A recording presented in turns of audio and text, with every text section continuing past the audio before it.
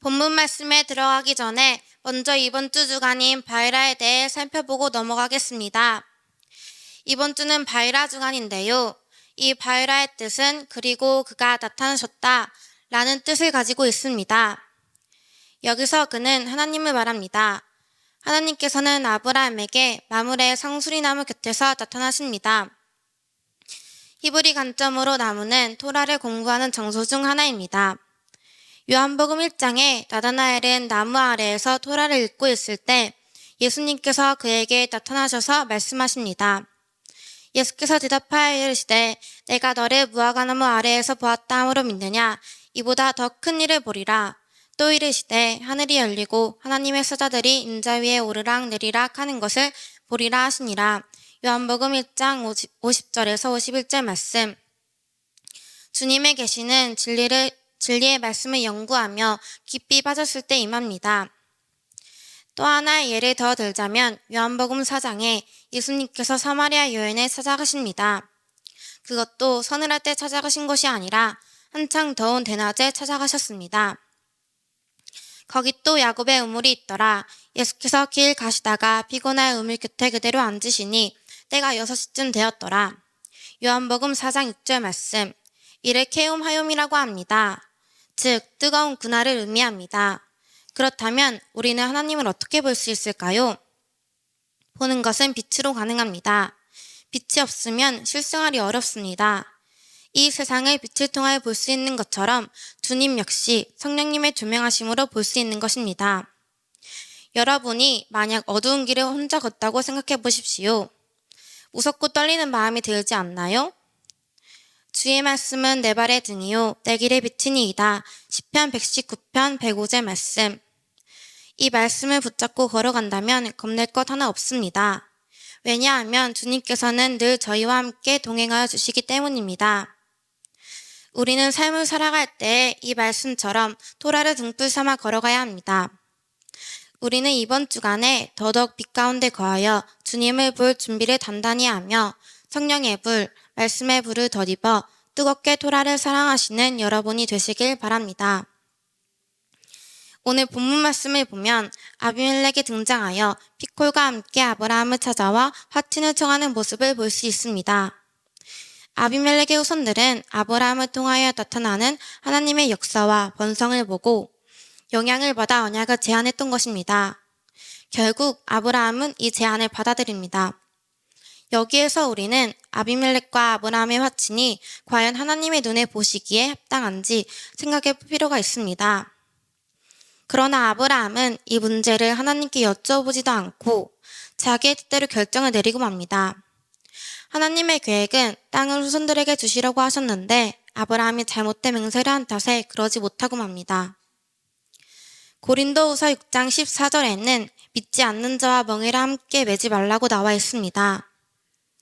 믿는 자들은 주님의 음성에 귀를 기울이며 그 음성에 순종함으로 따라가는 것이 올바른 행동이자 자세입니다. 나의 생각과 마음을 내려놓고 예수의 머리를 높이 들어올리는 것이 곧 겸손입니다. 저는 기도 시간마다 하나님께 나의 고집을 꺾고 겸손하게 온전히 주님만 따라가겠다고 입으로 고백하면서도 정작 일상생활에서는 하나님의 뜻이 아닌 저의 생각과 뜻을 내세우며 교만하게 살아왔습니다. 저를 말씀의 사람으로 훈련시켜 주시는 분들께 꾸지람을 들으면 분명 저의 잘못인데도 불구하고 원망 불편을 토해냈습니다. 이러한 저의 잘못된 모습을 깨닫고 주님께 나아가 저의 이러한 잘못을 회개하며 구하는데도 얼마 지나고 나면 똑같은 잘못을 또 저지르게 되는 모습을 봅니다. 아마 여러분들도 이러한 경험을 해보셨을 거라 생각이 되는데요. 이것이 바로 인간의 연약함입니다. 그래서 우리는 더욱 성령님의 도우심과 인도하심을 구해야 합니다. 삶의 기준을 말씀해 둔다면 세상에서 들려오는 온갖 유혹의 말들을 물리칠 수 있습니다. 자신의 머리를 낮추고 온전한 마음으로 하나님의 왕되심을 기뻐하는 여러분 되시길 소망합니다. 다시 본문으로 돌아오면 하가르가 베에르시바 광야에서 주님과 언약을 맺을 때 아브라함은 베에르셰바에서 아비멜렉과 언약을 맺습니다. 베에르셰바는 왜 언약과 연계되어 있을까요? 베에르셰바의 지명은 일곱 우물, 맹세 우물이라는 뜻을 가지고 있습니다. 숫자 7은 완전하고 부족함 없는 수이기 때문에 맹세를 위해서는 7번 선언해야 했습니다.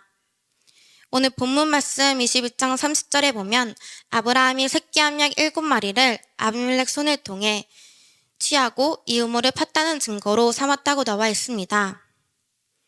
이 7도 같은 맥락입니다. 베에르셰바에서 맹세를 한 후 그 땅에 작은 숲이라는 뜻을 가지고 있는 에세나무를 심었습니다.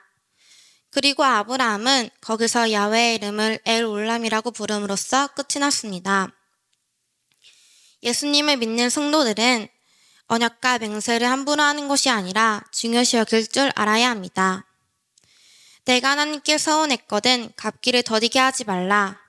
하나님은 우매한 자를 기뻐하지 아니하시나니 서운한 것을 갚으라.